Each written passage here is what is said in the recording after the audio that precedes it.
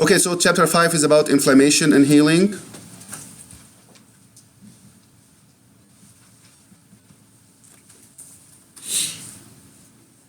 There are different lines that's defending our body that we need to understand. And the first line of defense is the very first thing that's protecting us, preventing harm to the body. And this is something like your skin. If something is trying, it's a bacteria, microorganism, is trying to enter to your body, you're protected because of the skin. You're protected because of the mucous membrane inside your mouth, right? You're protected because of the tears. Do you know that your tears protect you? Do you know why you have tears? Why do we have the lacrimation? Moisturizing the eye, yes. Washing the eye, yes. But it also has some antibiotics that kills the bacteria. So this is the first line of defense. The first line of defense is the first thing that anything trying to access to the body will encounter. Skin, which is all what I mentioned so far is called mechanical barriers. Okay? Mechanical barriers. Mechanical barriers like skin, mucous membrane, saliva, tears. Okay? All of this is called mechanical barrier. It's a barrier that's mechanically. So anything that's unbroken. If it is broken, bacteria can enter. Secretions. Gastric juice. Do you know that gastric juice? Why do you have the gastric juice? Which is the hydrochloric acid. Break down the food and kill the bacteria. Do you eat food that's sterilized? Of course not. 100% of the time it has some bacteria. 100%. It's not sterilized. So this is a function of the gastric juice. And you call this first line of defense. And this is non-specific, and this is important to remember. Non-specific. Non-specific. What does it mean? It means, does your hydrochloric acid in your stomach kill the hepatitis or kill the pneumonia, pneumococci, for example? It kills anything. So it's not specific in one thing specifically? No. Does your skin prevent something specifically? No. It prevents anything. Dust, dirt, fungus, bacteria, anything. It's not specific. Specific, on the other hand, when we go to it, it will be something like this. T lymphocytes that only defend us against AIDS virus. That's it. T cells that only help us to prevent or defend us against flu, for example, measles. So these are specific. It's not anything. So this is the first line is always non-specific. Second line is also non-specific. So phagocytosis and inflammation. This is the second line of defense. This part is important. You have to know this. First line, mainly, if you want us to summarize the first line, it's non-specific, mechanical and secretions. Mechanical and secretions. Mechanical like the skin and mucous membrane. Secretions like your tears, your saliva, your gastric juice. So, mechanical or secretions. This is the first line, non-specific. Second line is also non-specific. The third is the specific. So first and second are non-specific. Phagocytosis and inflammation. What phagocytosis means? Phagocytosis. Yes. Phago, the first part, means eating. Swallowing or eating. Cyte, cells. Osis, the process of. So phagocytosis, the process of the cells eating something. And what kind of phagocytic cells do you know? Macrophages and microphages, both of them. Anything that have phage. What phage means? Eating. Eating. Microphages are small eaters. Macrophages are the large eaters. So ask yourself, does the macrophage eat one specific type of bacteria? They eat anything. They even eat your own cells if they are dead. When your cells die, the macrophage eat it. Dust, they eat it. Bacteria, virus, anything. Is that specific? It's not specific. They eat anything, non-specific. Inflammation. Can you tell me what are the signs of inflammation? All of us, of course, we got some sort of inflammation. Of course, anyone got inflamed sometime, right? You get that Swelling. warm, swelling, Huh? Redness. Redness. One more. Pain. Pain. So what are the cardinal signs? These are called the local signs. Local signs. You have to remember this. Local signs. Cardinal signs. Local signs. What are the local signs? You don't even have to memorize. Just remember the last time you got inflammation. What color? Red. Temperature. Is it warm or cold? Warm. Is it painful or not? You try to touch. It's painful, of course, right? Is it swollen? Yes. So these are signs of inflammation. All of this is happening. We don't like inflammation. It's painful. It's bad. But this is for your own protection. Okay? We'll discuss that. But this is the second line anyway, and it is non-specific. What do you mean? I mean inflammation can happen for any reason. What if something breaks your skin? A piece of wood, bacteria, infection, anything, right? You can develop inflammation for any reason, right? Non-specific. Okay? Second line. The third line is the specific ones, and these are two types that we will discuss. And some cells will do the antibodies, which are the B cells, and some cells do cell-mediated immunity, which are the T cells. So it's basically lymphocytes. Lymphocytes. The third one, specific, lymphocytes, B and T. Third line is specific. How about the first and second line? Non-specific.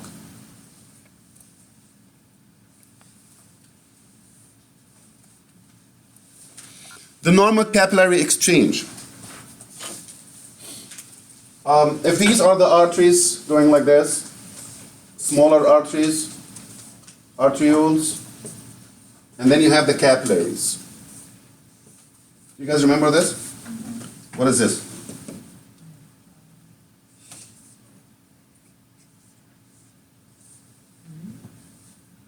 What's after the capillaries?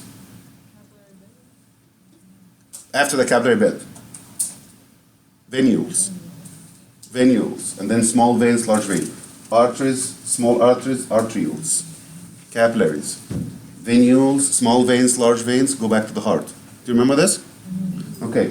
So there is a capillary exchange. Let's say the cells are here. There is always an exchange between the capillary or the capillary bed and the interstitial fluid. What's interstitial fluid means? The fluid in between the cells, interstitial or intercellular. So there is always an exchange. Exchange of what? Exchange of the following. Gases, yes. Oxygen goes out to the cells, carbon dioxide goes in, right? Oxygen moves from the capillaries to the cells, carbon dioxide moves from the cells to the capillaries, right? Physiology.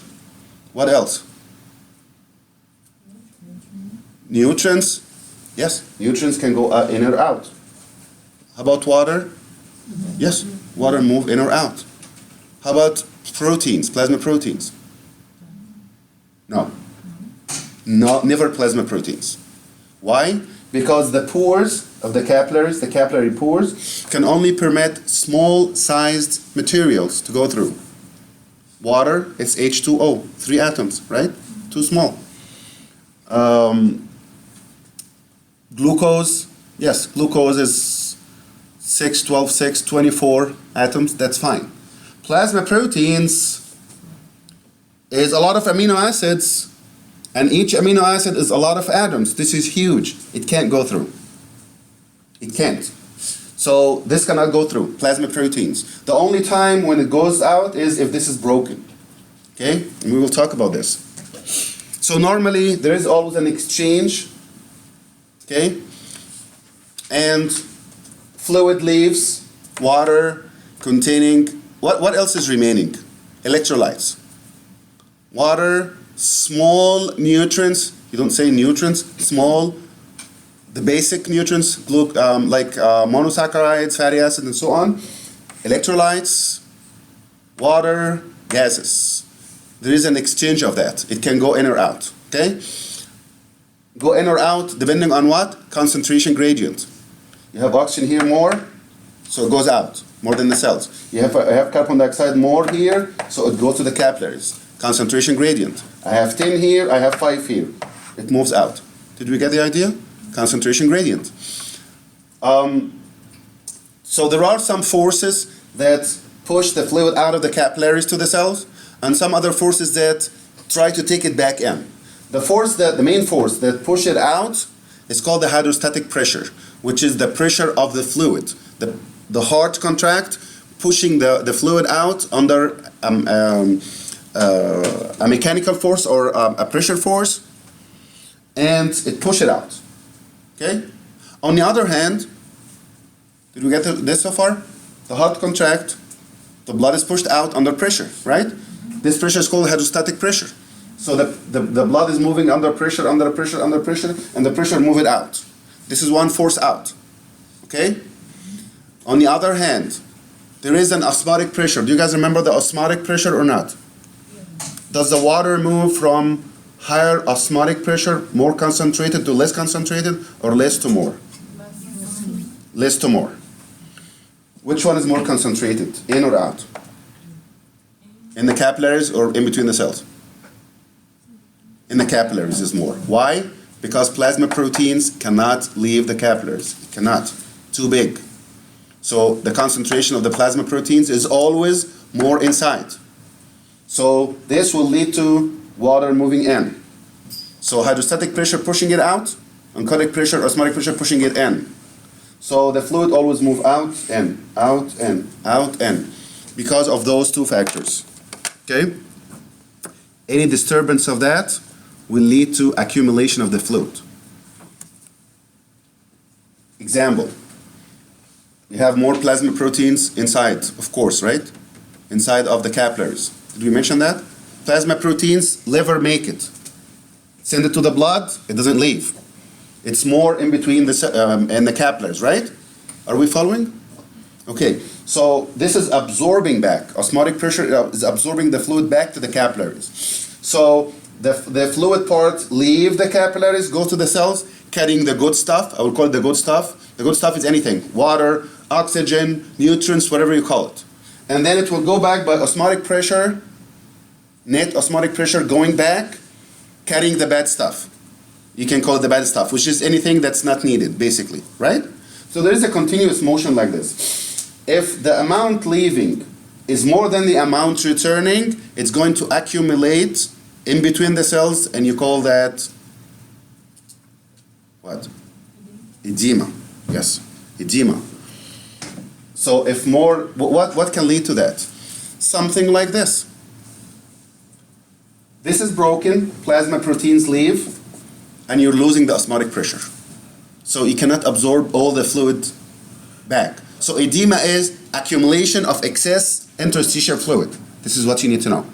Edema is accumulation of excess or excessive amount of interstitial fluid. It's not supposed to accumulate. If it accumulated, edema. Just call edema. Edema is excessive or accumulation of excessive amount of interstitial fluid.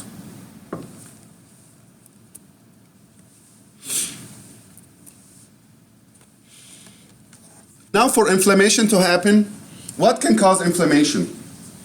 Does infection cause inflammation? Like you have a viral infection, does that cause inflammation? No. Physical damage, can it cause inflammation? Mm-hmm. Yes. So it can be physical damage. It can be even radiation. Can you get inflammation? Did you ever get inflamed before because of the sun? You're exposed to sun so much and get redness, you get inflamed? You can't. So it's either infection, physical, even radiation exposure lead to inflammation. And inflammation have some local signs, I mentioned that already, and you need to remember it, and it makes sense. Redness, hotness, or warmness, pain, swelling, and so on. So it can be physical damage, it can be chemical damage, it can be even allergic problem, allergy, right? Foreign body, something like a splinter, something opened your skin, you get inflamed after that, right? So it can be infection, it can be physical, it can be chemical, it can be allergy, all of these can cause inflammation. What did you notice again in inflammation? Can you tell me? Redness, hotness, pain, and swelling.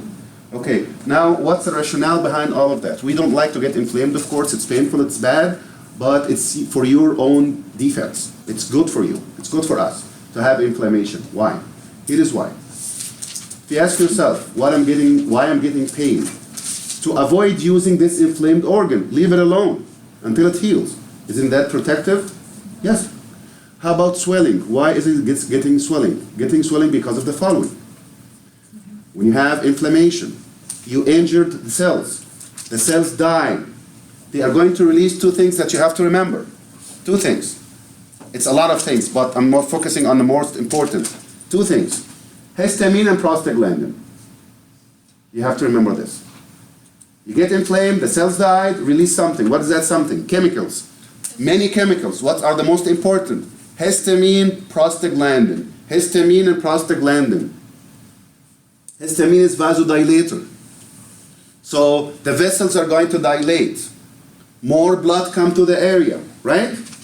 When more blood come to the area, more fluid leaves, swelling. Why do you need to dilate? Understand. It's all understanding, okay? Understand why. Because of the following. What do you have? You have inflammation. Inflammation means injury.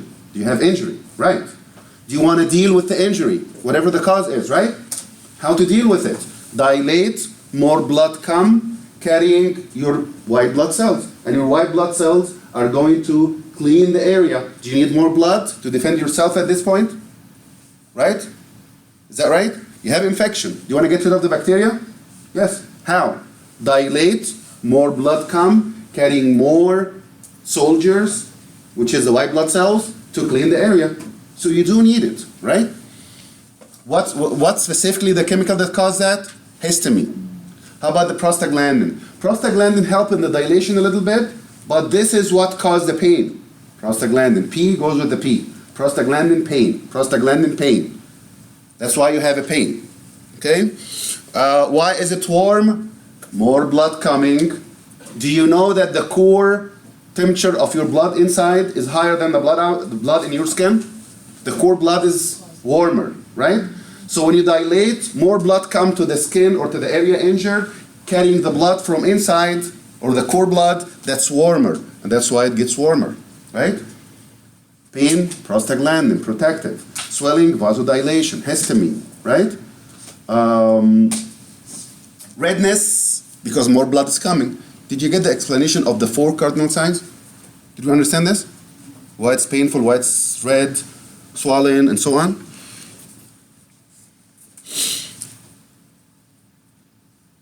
So prostaglandin is released. Bradykinin is also released. So this is the third one. Histamine, prostaglandin, and bradykinin.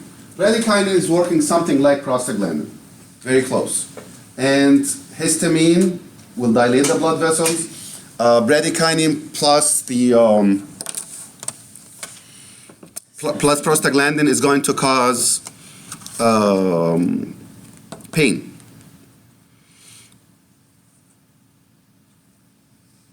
Now the blood will come to the area more, and it will bring the macrophages that are going to eat. And the macrophages, by the way, they are going to eat not only the bacteria.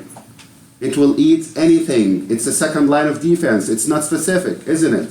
It's not specific. They eat anything. They even eat your own cells if they are destroyed. Okay? So they eat the microbes and they eat they call it the cell debris, the remnants, the dead cells. Inflammation can be acute, which is, we talked about acute before, something happened all of a sudden, and all of a sudden you see all these symptoms. And there are a lot of chemical mediators, but I told you the most important ones to remember. Okay? What are the most important ones?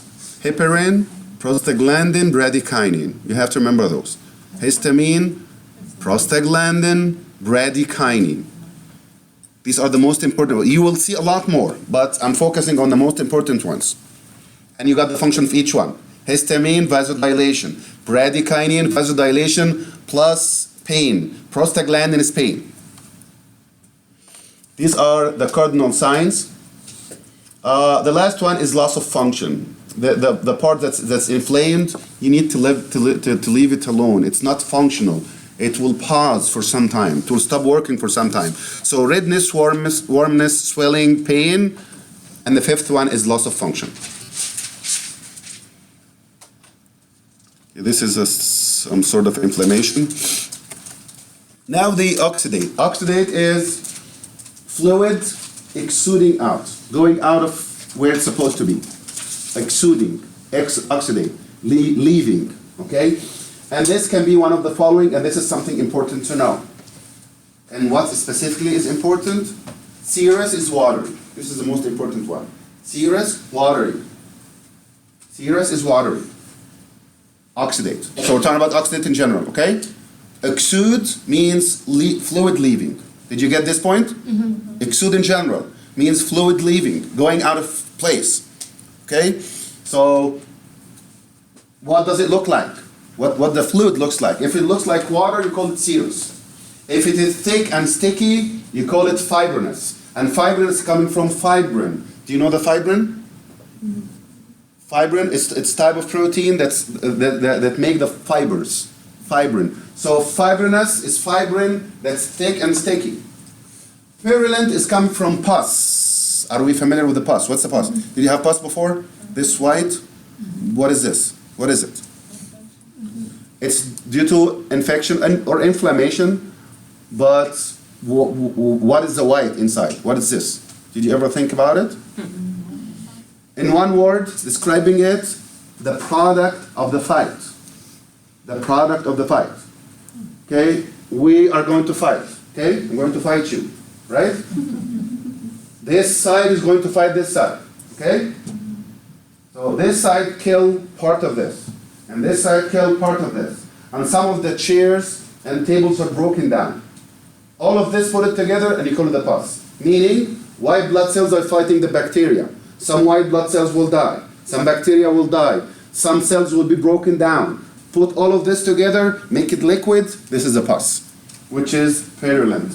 Purulent, Pu, coming from pus. Purulent, pus. The first two, Pu, pus. What's the pus? The product of the fight. Fight of what? White blood cells with the organisms. So are you saying that that's a good sign? The pus that you see. The pus, I don't say it's a good sign, it's just the product of the fight. So if you mean that you have the fight and you're fighting and you're defending, yes. Okay. Yes. Okay, so what is the pus or the purulent? It's the product of the fight. Some dead white blood cells, your soldiers, some of them died. Some dead organisms, some broken down cells, which is called the cell debris. Put all of that together, make it a liquid, and you call this the pus or the purulent oxidate. Did you get this part? Now, when you have inflammation, sometimes you have some systemic effects. So let's say you're having an infection. I have an abscess here, okay? Infection. I know the signs, the local signs. The 5 signs. Do you know the 5 signs? 5 signs. What are the 5 signs? Redness. Loss of function. Okay? So I'm having all of this. This is called the local signs. Remember this. Local cardinal signs. Remember it as it is. Local cardinal signs. These are the local cardinal signs, okay?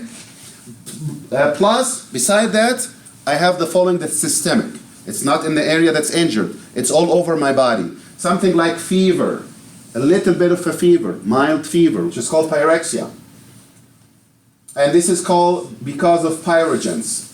Let's divide it into 2 parts. Try to understand. Don't just memorize. Pyrogen. What's pyro means?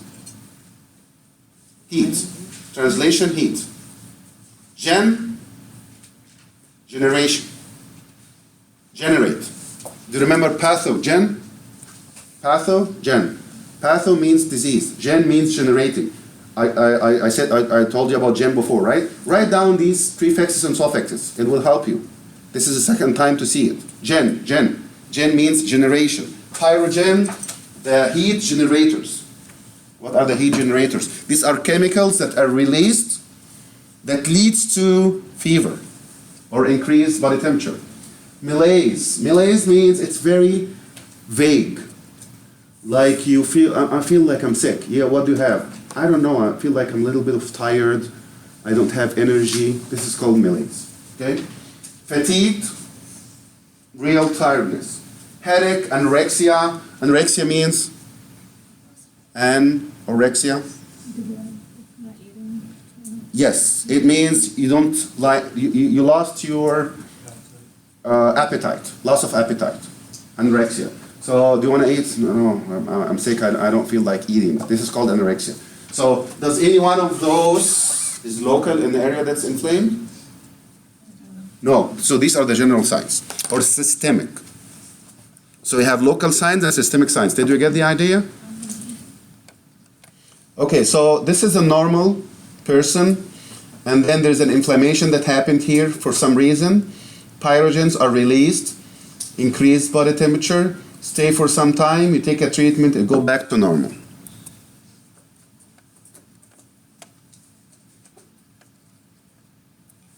What happened to the blood, which is also systemic, in inflammation? Like, example, you have inflammation right now. Give me a blood sample, and let me see what changes happened here, okay?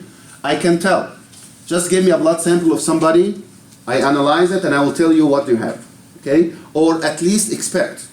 What you have, of course, leukocytosis. What's leukocytosis? Leukocytosis.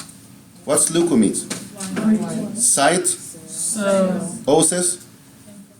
The process of. So leukocytosis, when you see cytosis, generally speaking, this is if you break it down, but take it as a rule, this.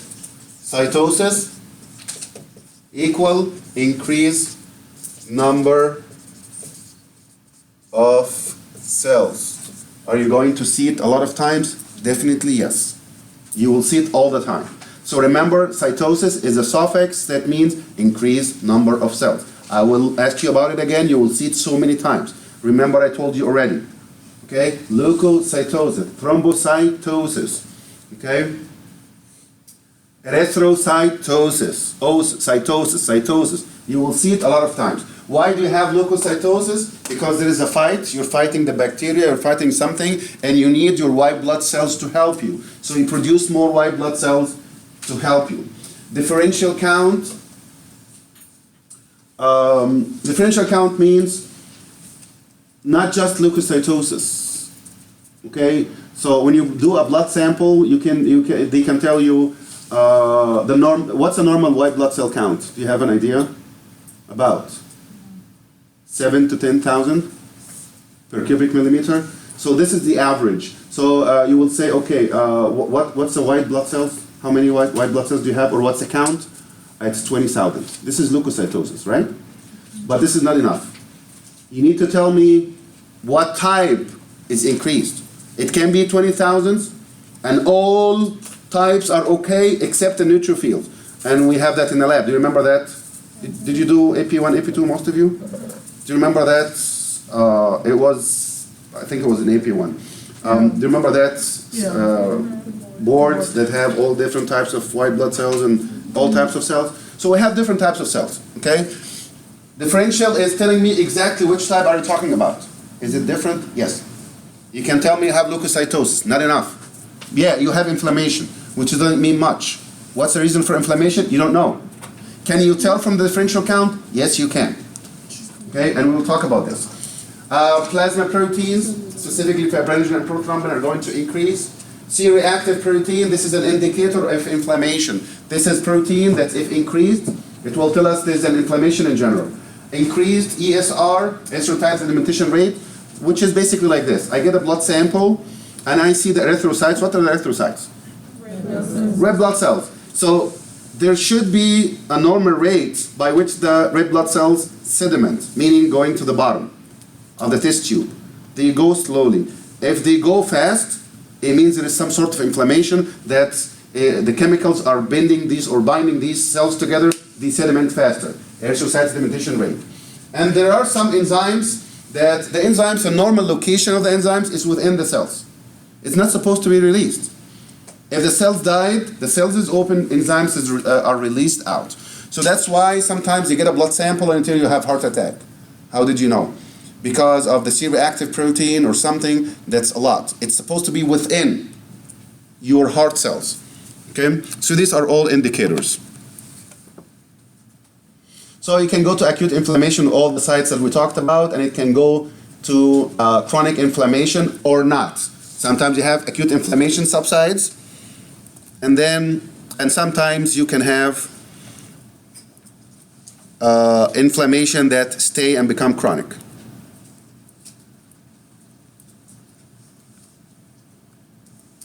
Infection is because of microorganisms. This is one of the complications. It can lead to infection or it can be caused by infection. Usually if you have an inflammation, the muscles around it is going to become spastic just to protect. Like people having appendicitis, for example. If you try to touch, the skin will prevent, the muscles will contract and prevent you. Okay? Chronic inflammation, this is something that will continue later on after the tissues are actually destroyed. It can heal or it can stay and become scar tissues. Okay? What's the difference between granulation tissue and scar tissue? This is something that you need to know. Granulation tissue first. If you have a wound or injury, it will bleed for a little bit and then stop, right? And then you will see something red, brownish, that's filling the injured area, right? If you touch, you're going to bleed again, right? This is a granulation tissue.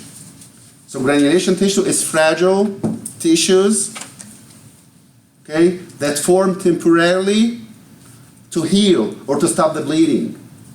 Scar is something that can happen later on, and it's fibrous tissue. Like this, I have a scar over here. Okay, I have a scar here. A scar is something that remains. Usually, when you have a wound or something, it should subside and you go back to normal. Sometimes you leave a scar that stays for life, and this is fibrous tissue. Sometimes there is a granuloma that can form, which is not only that you leave a scar, but actually have something that's swelling more and stays. This is called granuloma. What are the complications of inflammation? Other complications? We talked about infection. Sometimes ulcer can form, like you're having gastritis. You have inflammation of the stomach. Gastritis. Now we have an ulcer. Did you hear about this? Of course you can, right? From several inflammation, you're weakening. We're making the wall weaker, so it can lead to ulcer. This is one of the complications. How to treat the inflammation? Okay, in this part, I want you to know some specific information. Okay? There are some of these, you need to know this. There are some of these medications, and we used a lot of them, right? Sometimes you have fever, let me take Advil, right? Let me take Tylenol, right? Let me take aspirin. What's the difference? Here is the difference, which is important to know. Some of these medications decrease fever, and this is called antipyretic. Some of them decrease inflammation. Some of them are painkillers.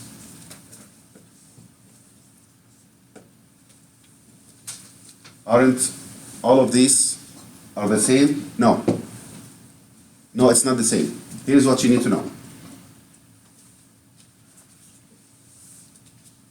The NSAIDs, whatever the NSAID is, ibuprofen, any type that's not aspirin or acetaminophen, NSAIDs in general, non-steroidal anti-inflammatory medications like ibuprofen, and ibuprofen is the active ingredient in Advil.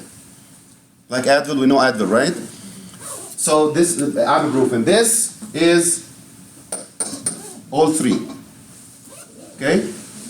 Aspirin, all three. Acetaminophen is not anti-inflammatory. Did we get this? It's not anti-inflammatory. Glucocorticoid are only anti-inflammatory. Out of those. Did we get this point? This is important to know. Glucocorticoids, which is a cortisone, this is anti-inflammatory. Do you take cortisone to decrease your fever? No, it does not decrease the fever. Do you take it for a painkiller? No, it's not. It's anti-inflammatory. What else do you need to know about cortisone? You have to know what I'm talking about. You will see it, okay? What else do you need to know about the glucocorticoid? Write it down and memorize it. You have to know this. Anti, and anti. Anti-inflammatory, anti-allergic,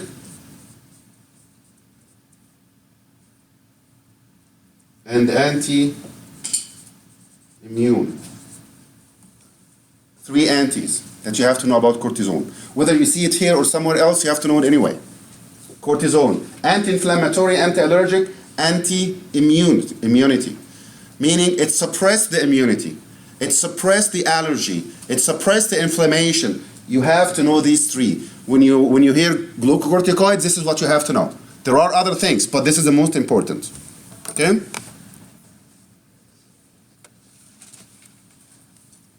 Okay, look at all of these. I already gave you what you need to know.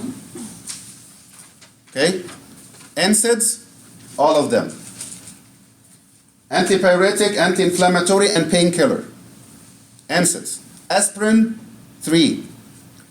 Acetaminophen, which is a Tylenol, is not anti-inflammatory. Meaning, we tend to take the medications like anything, right? You take it and give me some Tylenol or Advil. It's not the same. If you have inflammation, like, for example, you have some pain and fever, the pain is in your knee. What should you take? Tylenol or Advil? Advil. Why? Because Advil have some anti-inflammatory. Acetaminophen doesn't have any anti-inflammatory. So if you have fever, yes. If you have headache, take Tylenol. Fever, take Tylenol. Some pain, take Tylenol. If you have inflammation, no, it doesn't help. Yes? What does the ASA treat again? Acetyl salicylic acid, which is aspirin. Okay, and that treats which out of the 3 does? It helped with the 3. All 3? Okay. Yeah, but the other thing that you also need to know is that these medications in general, they specifically aspirin. One additional thing, specifically aspirin, they reduce blood coagulation. Write down these pieces of information. This is something that you have to know. I've been going through all questions and I know exactly what is the main focus. I'm not covering 100%, I understand that. But I'm giving you the main thing, okay? What else do you need to know about aspirin? Besides this, we all know that when you get older, you take baby aspirin, right? We take baby aspirin. Why? Because it stops the blood coagulation. Delay the blood coagulation, so it prevents you against blood clot. You don't get stroke, you don't get heart attack, right? That's prevention. And I give you what you need to know already. You have to memorize this.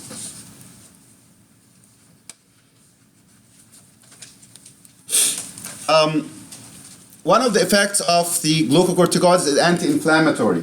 Do you remember inflammation? You have vasodilation, swelling, right? You know the inflammation, the cardinal signs. One of them is swelling, right? What is swelling? Vasodilation. More blood coming, more fluid coming, right?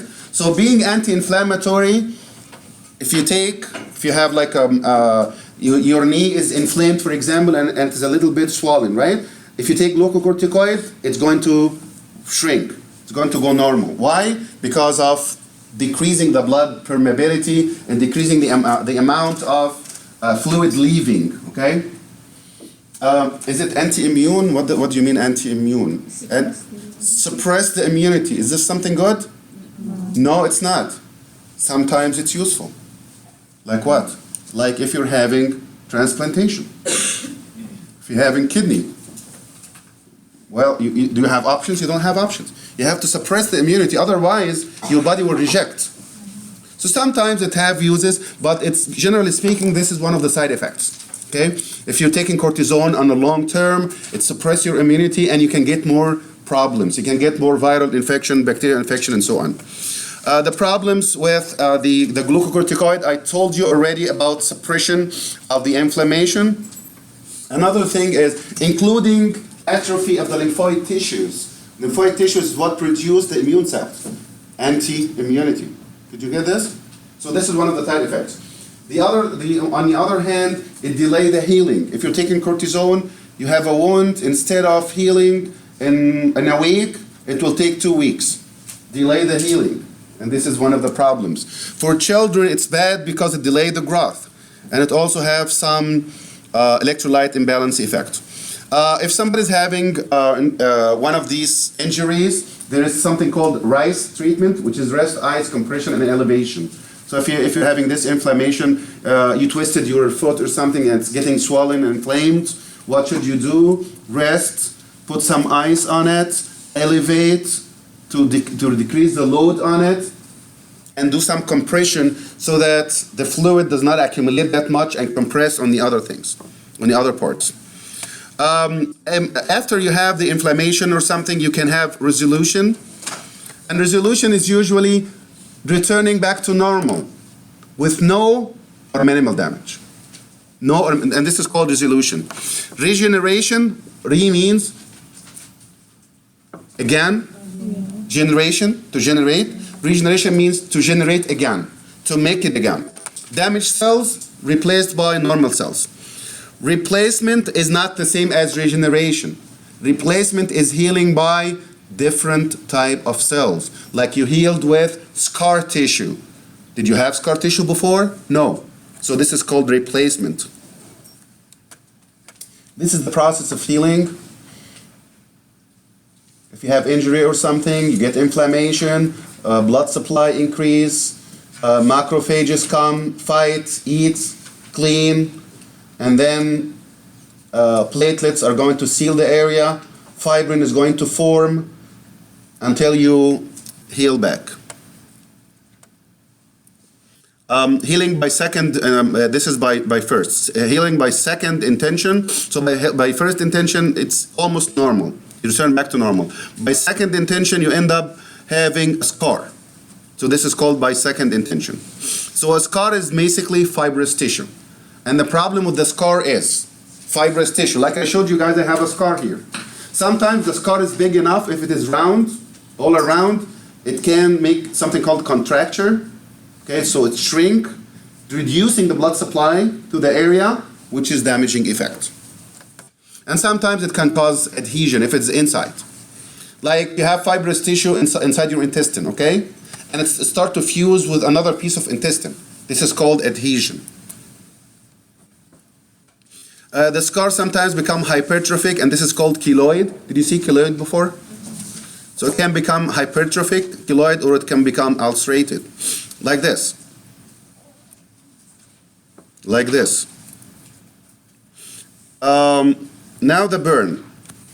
The burn, as you know, can be caused by any one of these. Can be caused by heat, thermal.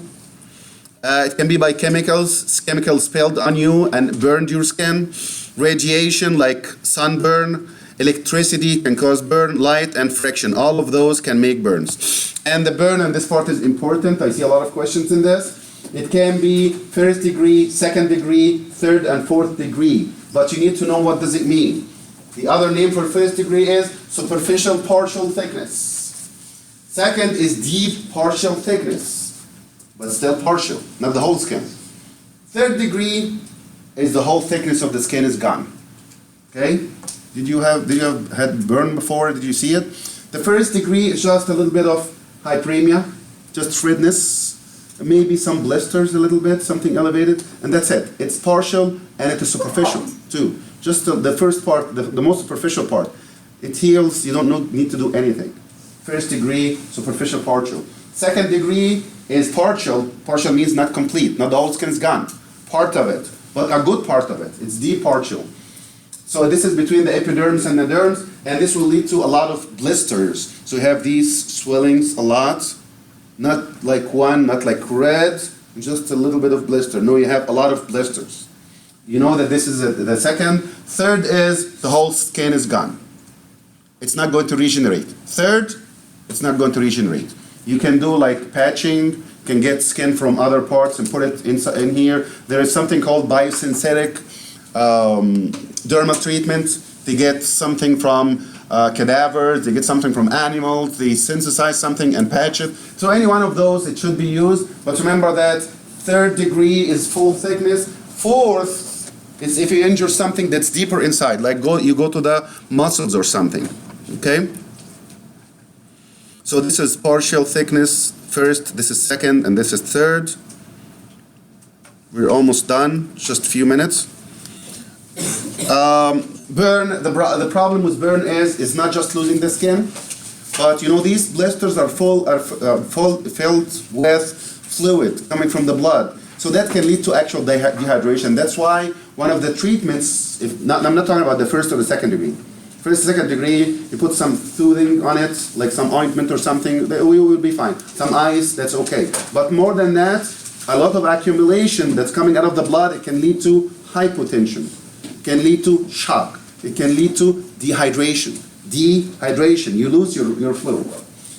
Because of the damaged skin, you can have infection, of course. Some metabolic effects, because you need a lot of energy, so you increase your metabolic cycle. This is also something important, and you can see something like that with numbers. Just give me 5 minutes, okay? Here are the numbers the simple way. And do it like me, what I'm going to do right now. 9, 9, 18, 18, 36. Easy. 9, 9, 9. 9, 9, 9. Two nines together, that will make the lower limb. So what's the lower limb? 18. 18. Put the two lower limbs together, that will make the trunk. 36. Did you get the idea? 9, 9, 9, 18, 18, 36. Genitalia is about 1%. So you can see a question like this. This lady had a burn that covered the anterior aspect of the upper limb, for example, okay? Or the arm. How much? 9. 4.5. I'm saying the anterior. I didn't say the whole. How much is the whole?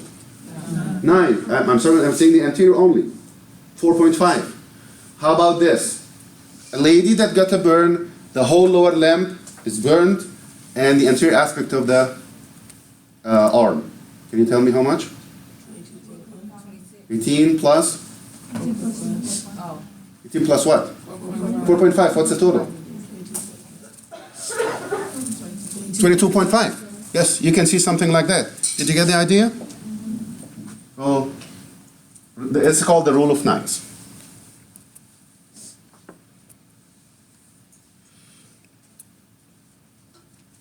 Sometimes healing will cause hypermetabolism anyway. Hypermetabolism means what's a metabolism? Breakdown is part of it. This breakdown is catabolism. Yes. All chemical reactions happening at certain time. This is the normal metabolism. So these chemical reactions are going to accelerate to give you more energy to deal with the burn that you're having. Okay. Depending on the degree, it can heal with complete, everything will be normal. It can leave some scar. Sometimes it needs either a biosynthetic graft or a skin graft. Usually they take it from here because it's not, this part is not very obvious. They take a patch from this and they patch it here and they just suture it. And sometimes it leaves a scar tissue. Sometimes you need physiotherapy or occupational therapy. And that's it for this chapter.